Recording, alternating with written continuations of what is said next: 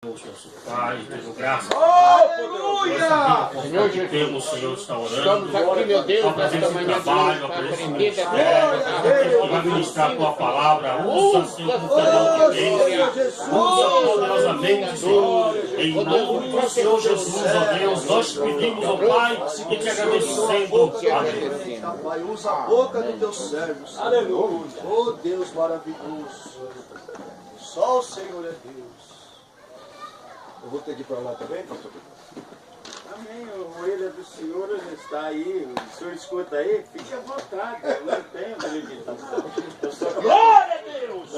Eu quero agradecer ao apóstolo que me imbuiu nessa tarefa.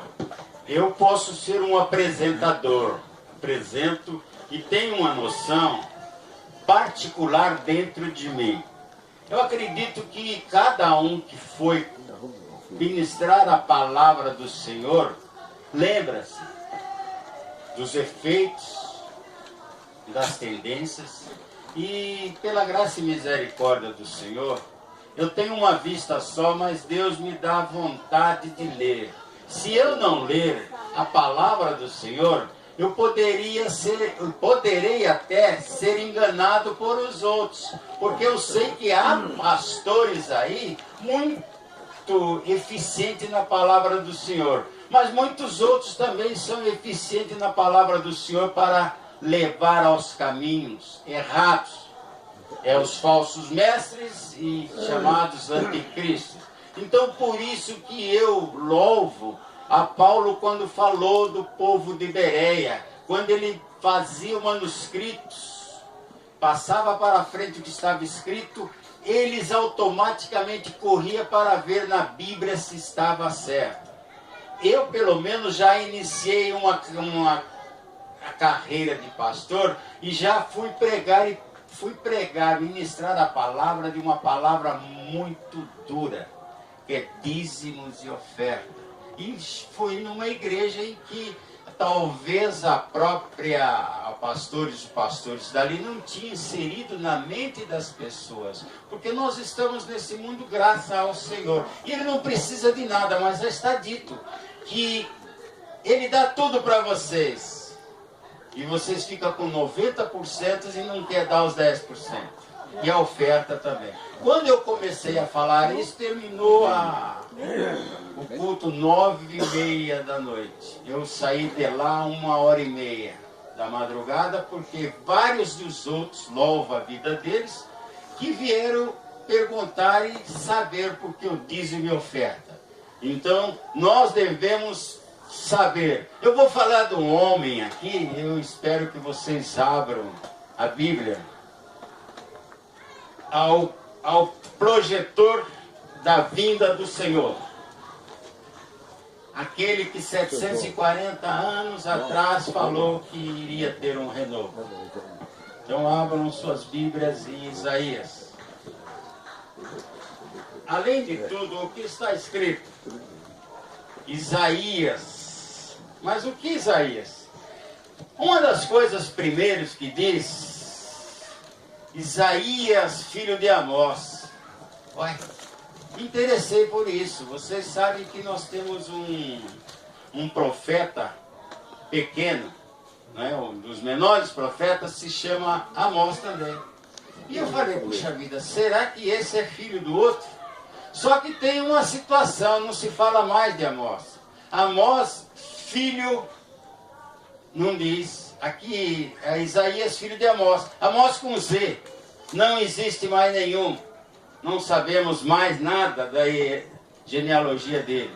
Mas o Amós, com S, ele diz de Tecoa, vaqueiro, e, pela graça e misericórdia do Senhor, profeta. Mas nós vamos falar desse Isaías. E podem ficar aberto que, ao contrário de eu ler algum, é vocês mesmos que vão ler. Isaías fez uma profecia de projeção do futuro. Querem ver? No 7,14 está escrito que ele, há 740 anos, antes do nascimento de Jesus Cristo, ele já tinha colocado que iria haver um renovo.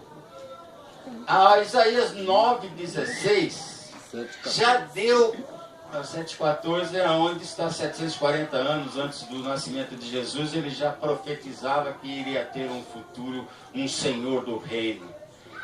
Em capítulo 9, versículo 6, ele coloca os seus nomes. Aquele tempo já falava maravilhoso conselheiro.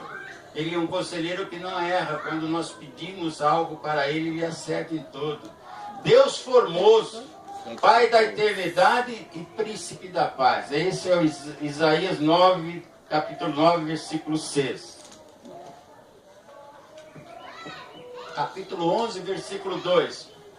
Ele diz ainda o que vai acontecer, que repousa sobre ele o Espírito do Senhor, da sabedoria e da inteligência, do conselho e fortaleza, do conhecimento e temor. Puxa vida, um que vem sobre todo ele ainda vai ter temor. Ele tem temor pelo Pai, que é ele mesmo, né? Mas em síntese é o Pai da eternidade. E ele tem temor do Pai, porque todo o tempo que ele passou nessa terra, ele sempre ia pedir perdão e apoio ao Pai. Em Isaías capítulo 16, versículo 5 diz também: porque um trono se firmará em benignidade, e sobre ele no tabernáculo de Davi se assentará em verdade um que julgue e busque o juízo e se apresse a fazer justiça. Isso é o Isaías capítulo 16, versículo 5. Agora Isaías capítulo 19, versículo 20b, lá no finzinho, está escrito: e ele lhes enviará um redentor e protetor que os livrará. Quem é? Jesus Cristo. Isso ainda passa do que eu vou falar. É o Isaías 53 que mostra ali, parece que é o 3 ou 4, como irá acontecer. Ele será moído e levará as nossas culpas. Amém? Mas, além do mais, como eu estava falando sobre projeção futura, vamos dar uma olhada o que é ele. Isaías, o profeta que diz que é a salvação de Jeová ou Javá salva. Isso porque naquele tempo tinha o que hoje nós chamamos de apelido, identidade, um nome, o José Zé. Então, Isaías quer dizer em hebraico salvação de Jesus, Jeová. Nós falamos que é filho de Amós, que não é o profeta. Mas esse Uzias é filho. Um diz que é filho, outro diz que é sobrinho, outro diz que é irmão. Mas nós sabemos que ele tinha algum parentesco com o rei Uzias. Mas será? No capítulo 6 fala o ano em que morreu o rei Uzias. Puxa vida, será que nós, como os pastores, estamos precisando que alguém morra dos nossos vizinhos para falar para a família dele que Deus é bom? Que Jesus Cristo salvou, nos morrendo por nós? E ele era casado com uma profetisa. Vejam só como naquele tempo éramos muito masculino, só para nós. Não dá nome à mulher. Se é profetisa, hoje nós vemos assim, tem muitos pastores que lutavam contra as mulheres serem pastora. Hoje, pela graça e misericórdia, eles estão abaixando os cerviques. Mas, infelizmente, tem mulheres que sabem, porque aonde tiver um varão, elas têm que pedir para ele começar a orar. Porque o varão é a cabeça. Não é isso que está escrito? Tiveram 2 filhos, que automaticamente até o nosso Deus usou esses 2 filhos como certas profecias. E o nome deles está em Isaías capítulo 8, versículo 3 e Isaías capítulo 7, versículo 3. Um é Maar, Salah, Hasbá, Sear-Jabub. Esses dois que tem o nome dele esquisito, que eu não sei falar, mas tem as suas denominações em português. E as 8? 8.3 e 7.3. Ocorre que esse Isaías, ele reativou a escola dos profetas. Que quem fundou a escola dos profetas foi Elias. Depois de um tempo, Eliseu levantou novamente e ele reativou aquilo. Porque foi fundada por Elias e que Eliseu continuou até fechar. O Isaías, ele profetizou 47 anos. A última aparição dele foi em 701, quando ele profetizou contra Senaqueribe. Morreu cerrado ao meio, pois quem mandou cerrá-lo foi Manassés, um dos piores reis de Jerusalém. E veja só, ele iniciou em 739 ou 740, por aí. Ele só tinha que profetizar para Judá e Jerusalém. Automaticamente alguma coisa atingia Israel, porque sua base era Judá e Jerusalém. Os duas tribos, porque 2 tribos ficavam aqui embaixo e as 10 tribos ficavam lá em cima, em Damasco, que é da Síria, mas a sua base era Israel, sua capital. Ele era contemporâneo, vivia, nós falar contemporâneo, sim, o pastor Pedroso está com 72 anos, mas o pastor Idário está com 40, eles viviam na mesma época. Então, Isaías, ele era contemporâneo, vivia no mesmo tempo de Miqueias, porque Isaías sucedeu Amós no finalzinho. Por isso que alguns pensam ainda que ele era filho de Amós, não se sabe. E também no mesmo tempo de Oséias. Esses dois aqui, Amós e Oséias e Miqueias, eram de Israel, lá de cima. O Amós com Z eu conheço. Esse Amós com S, é o profeta. Porque o Amós com Z, desconhecido, só sabe que é pai dele e nada mais. Esses lugares aí eram ricos.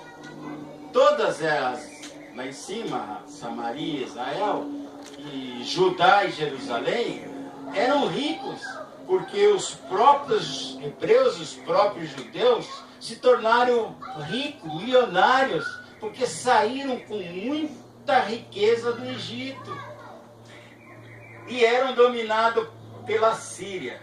Por isso que alguns escritores cortam o livro de Isaías em 3 períodos. Eu estudei em 2 períodos, veja só, 3 períodos porque é de 1 a 39, quando é chamado a atenção da Assíria. É tudo profetizado contra a Síria.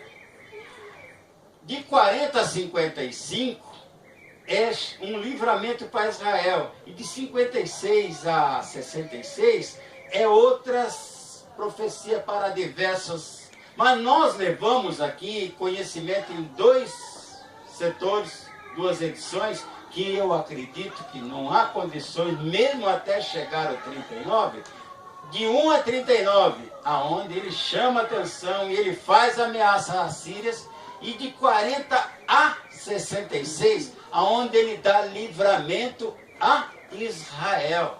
Quando ele fala de livramento a Israel, já englobado Jerusalém e Judá. Entenderam isso aí? Então, veja só, até o livro de 1 a 39, dá mais ou menos 856 versículos, por aí. O total dos versículos no livro, de 1 a 66, dá 1.292 versículos. Isso vocês sabem que ele é idêntico às escrituras, que são 66 livros. Amém? Ali ele tem 66 capítulos. Vamos fazer uma ordem cronológica aqui, porque infelizmente a Bíblia é devassada. Muitas vezes você vê história que aconteceu amanhã, é contado ontem, contou ontem, é depois, entenderam? É antes e depois. Aconteceu antes, conta depois, e isso assim. É a ordem cronológica. Alguma organização de acordo com o assunto, mínimas coisas do assunto. Vocês vão ver que tem capítulos que ele já falou lá. Não precisamos nem estudar nem nada sobre isso. A tradição é assim, tudo de Isaías, de 1 a 39, 40 a 66, não teve nenhum outro que falou algo, faça isso, faça aquilo, como foi os Salmos de Davi, que nós sabemos que foi Asaf que escreveu, e muitas vezes Asaf colocou o pensamento dele, o salmo dele, e colocou o nome de Davi. Aqui, de 1 a 39, ele fala da sua geração. Quer dizer, de 1 a 39 ele faz ameaça. E de 40 a 66 ele fala da sua geração. E faz o livramento de Israel. Ele, veja só, aqui diz, profetizava contra os inimigos do povo de Deus. Tudo que era inimigo de Deus, ele fazia uma profecia. E era a maioria nações estrangeiras. Muitas vezes vocês vão ver aqui que ele profetizava até contra Israel. Porque Israel já não era mais possível. Era o povo santo, mas o povo infiel. Porque aconteceu que eles estavam sob a égide dos pensamentos de Josafá. Porque quando Deus se cansou de Salomão e rasgou as vestes, dividindo 10, o profeta, 10 para Josafá, porque Josafá foi o único homem que ajudava Salomão, e viu que o Salomão estava perdido, e ele chamou a atenção de Salomão. Mas depois ele falou, eu vou chamar a atenção do rei, eu vou fugir. E nessa fuga encontrou-se com o próprio profeta, que ministrado por Deus, falou para ele, olha, você está fazendo certo, então eu vou dividir aquele reino, 2 vai ficar para Salomão e 10 para você. Mas só que ele, com esses 10, ele levou lá para cima, aonde estava perto dos assírios. Coisa o que acontece, se você todo dia vai num boteco, não fala a palavra do Deus, vai no outro dia, não fala a palavra do Deus, você está abrindo brecha para os demônios. Então foi aí que aquele templo lá em cima começou a ser infiel, fazer todas as coisas dos assírios. Mas essa é outra história. E ele também profetizou até contra Israel, Judá e Jerusalém também, porque eram povo rebelde, povo infiel. Amém? Então vamos começar, aqueles que tiverem... Ainda não, meu Deus, olha aí. De 1 a 35, é uma época de Isaías. Ele profetizava na época dele, na geração dele. No capítulo 1 é a introdução para sabermos qual é.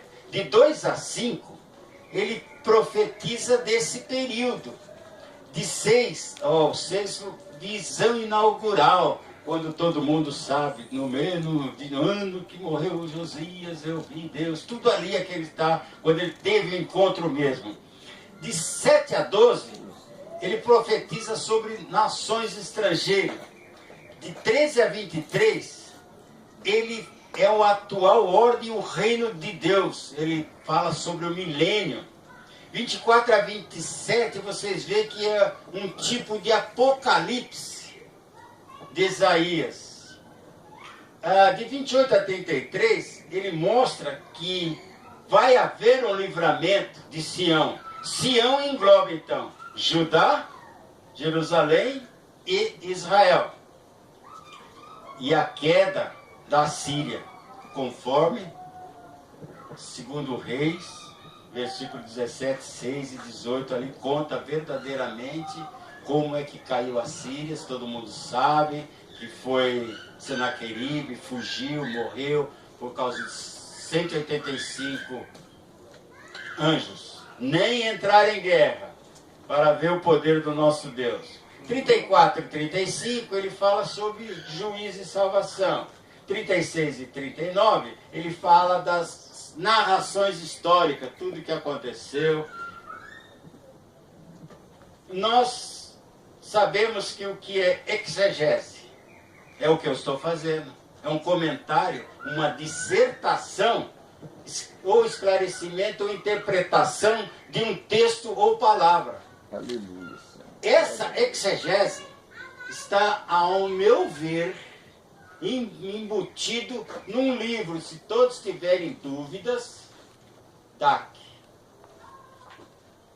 Cada um tem um livro de estudos. Não é porque eu falei uma palavra estranha, vocês vão falar, esse é o super... Não, nada disso. Procure nas palavras do Senhor essas palavras estranhas. Amém? Eu sei que, veja só a introdução do conhecimento, quem foi, e mais ainda, vocês sabem muito bem que Isaías estava à vontade, né? O tio, sobrinho, qualquer coisa que fosse, era rei. Então todo mundo se familiarizava sobre isso. Não vamos fazer nada sobre isso.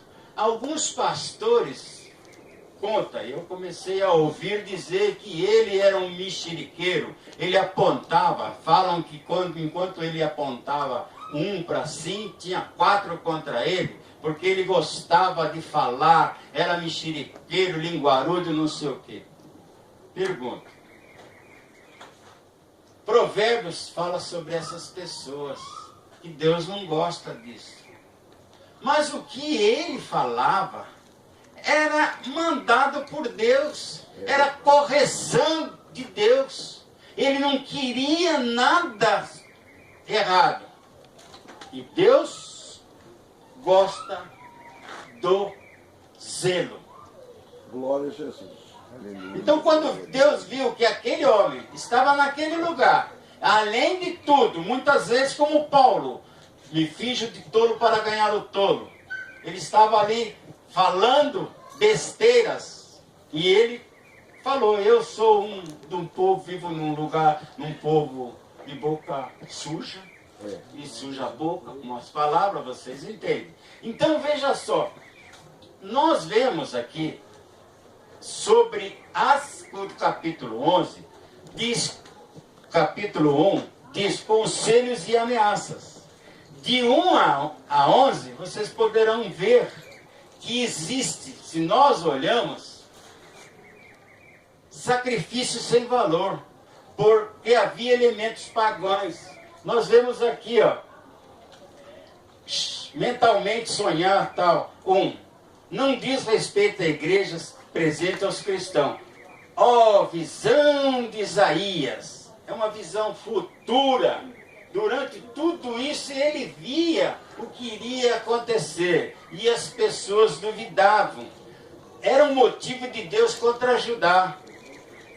Ouve os céus e presta ouvidos tu, ó terra, porque fala o Senhor. Criei filhos e exalcei, mas eles prevaricaram contra mim. Esse é o povo de Judá e Jerusalém contra o Senhor.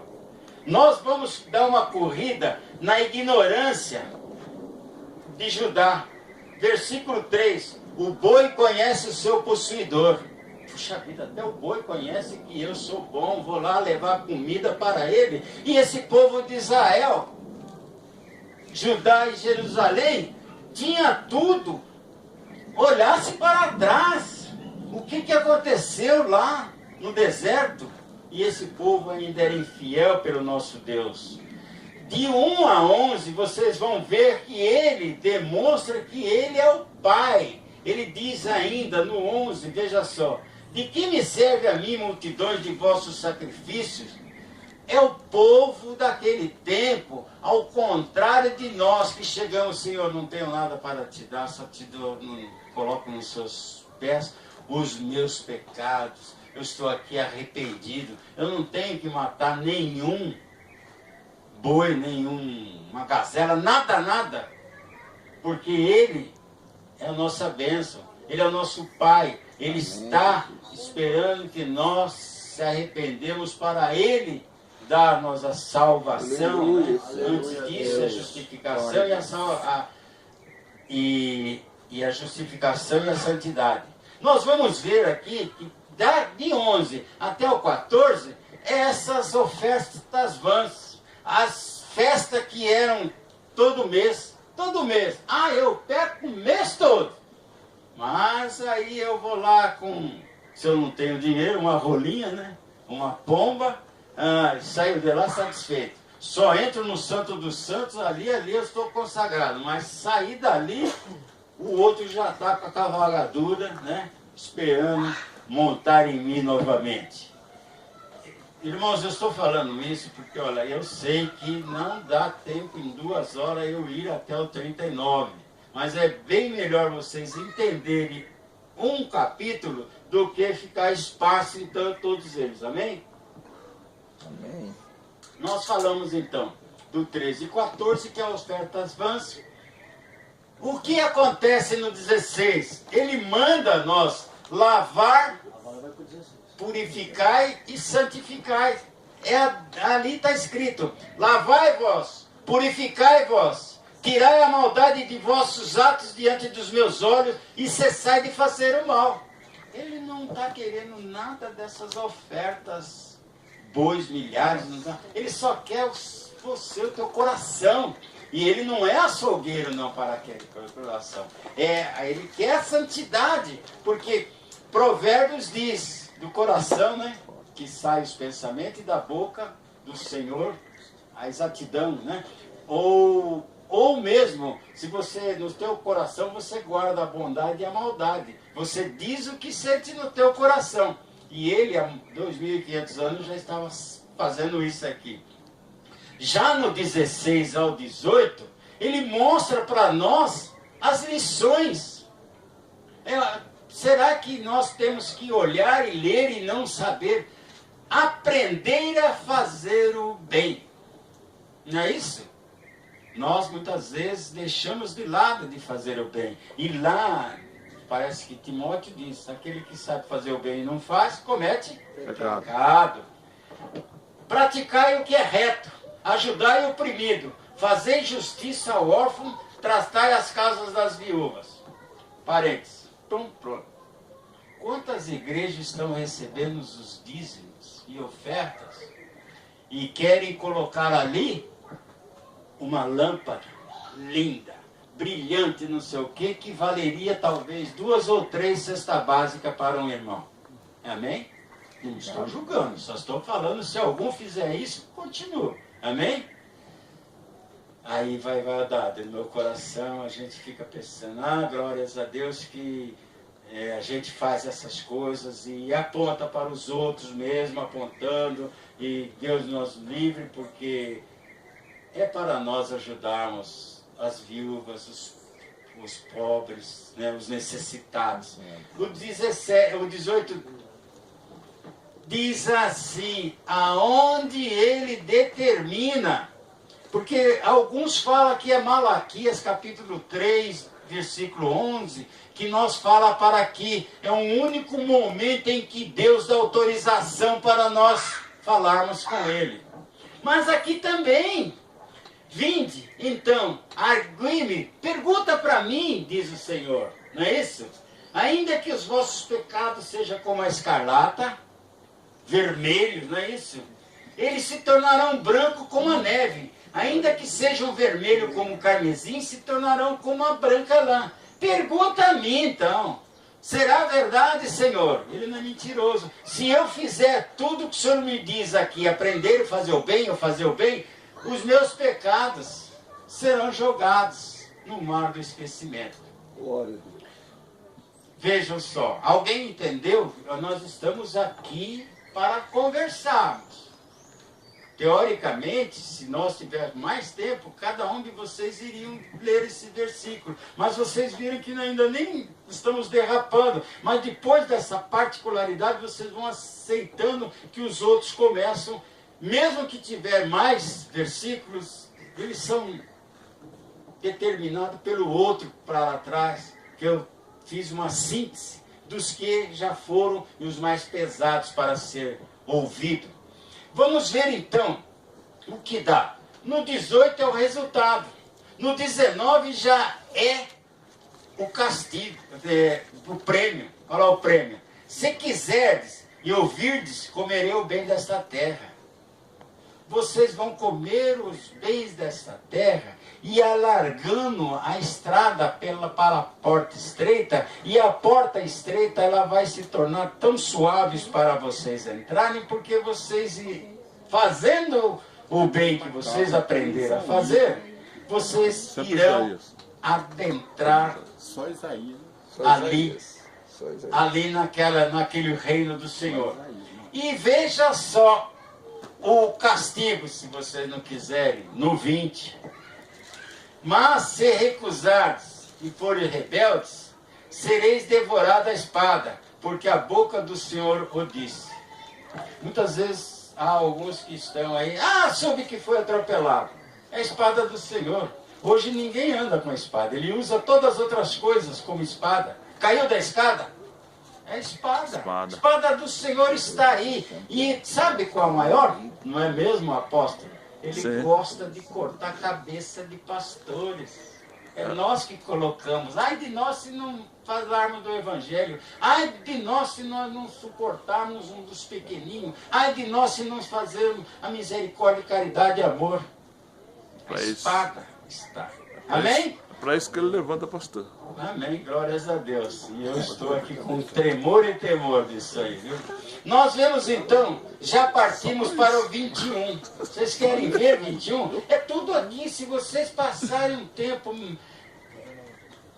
comendo, fazendo Deus, Senhor, fala comigo, Senhor. Eu quero conhecer mais, como diz Oséias 6:3, prosseguir em conhecer. Capítulo 21. O 21 diz aqui a infidelidade, ó. Como se fez prostituta a cidade fiel? Puxa vida, eu sou fiel e ir na igreja. Hoje ou amanhã eu estou no boteco. Sou infiel e prostituta, porque eu estou deixando dos caminhos do Senhor. Ela que estava cheia de retidão. Quantos pastores estão cheios de retidão? Mas entra uma missionária, e estão no motel, certo? Esse é o pecado, esse é o castigo. A justiça habitava nela, mas agora homicidas. Nossas igrejas estão cheias dessas situações.